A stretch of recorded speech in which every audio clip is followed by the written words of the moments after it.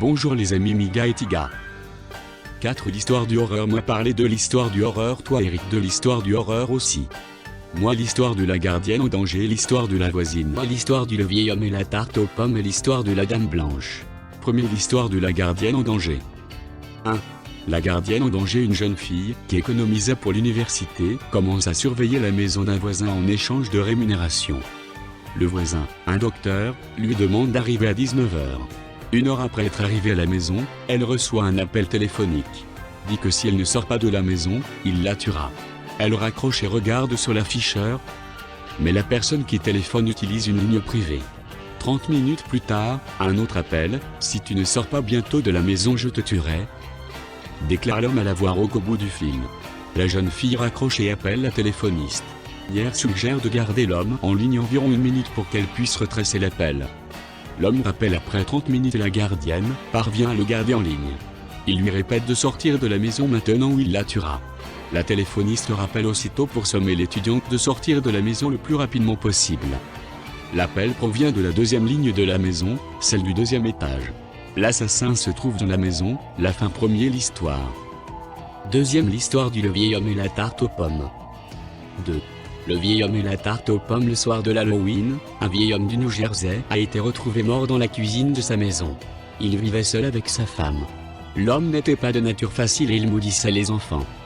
Le 31 octobre au matin, le vieil homme avait minutieusement inséré des lames de rasoir dans des pommes qu'il prévoit distribuer aux enfants le soir venu. Sa femme, qui s'opposait fermement aux actes criminels de son mari grincheux, décida d'arrêter le massacre prévu par le vieil homme.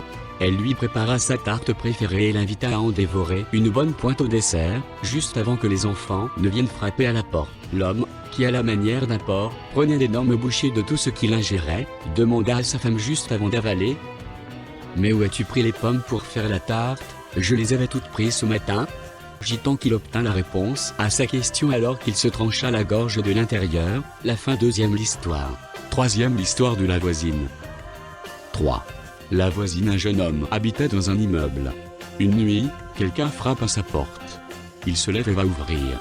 Une femme se tient là et lui demande si elle peut passer la nuit chez lui parce que son conjoint la frappe.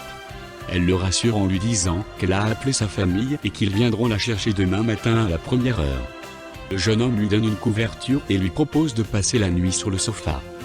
À son réveil, la couverture est pliée sur le divan et la jeune femme est partie. Il se prépare et part travailler. Le soir suivant, on cogne de nouveau à sa porte. La même femme est à sa porte, mais cette fois-ci elle est marquée de coups au visage. Elle lui demande une seconde fois l'hospitalité. Ne pouvant qu'accepter, il lui propose de dormir au même endroit que la veille. Plus là. Le même manège se reproduit tout au long de la semaine. Inquiet, le jeune homme se rend au poste de police pour expliquer la situation. L'agent lui montre une photo sur laquelle il reconnaît la femme. La police lui apprend que cette femme a été battue à mort dans son immeuble par son conjoint. La fin. Troisième l'histoire. Quatrième l'histoire de la dame blanche. 4. La dame blanche. Il existe plusieurs versions de cette histoire. Selon des témoignages, elle aurait été vue autant en Europe qu'en Amérique. Voici l'une des nombreuses histoires la mettant en vedette. Prenons cette histoire puisqu'elle est racontée par un médecin. Une personne qui a priori est plutôt réaliste et a les pieds bien sur terre. Le témoignage date de 1977. Moi 1977 pas mais enfin bref. Après une longue journée de travail, le docteur rentre un soir chez lui, sous une pluie battante. Il voit au bord de la route une jeune femme vêtue de blanc. Il s'arrête et lui propose de la ramener chez elle. Elle reste très silencieuse jusqu'au moment où il passe sur le pont du Furet.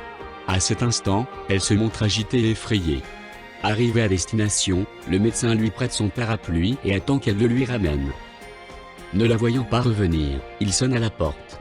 Un couple lui ouvre, il raconte alors son histoire et décrit la jeune fille.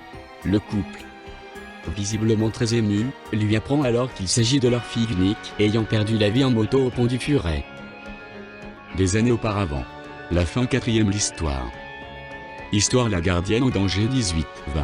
Histoire le vieil homme et la tarte aux pommes 15-20. Histoire la voisine 17-20. Histoire la dame blanche 16-20. Histoire la gardienne au danger 18-20. Histoire le vieil homme et la tarte aux pommes 16-20. Histoire la voisine 17-20. Histoire la dame blanche 15-20. Au revoir les abonnés. Abonnez dans ma chaîne, mettre pouce bleu. Au revoir tous les abonnés.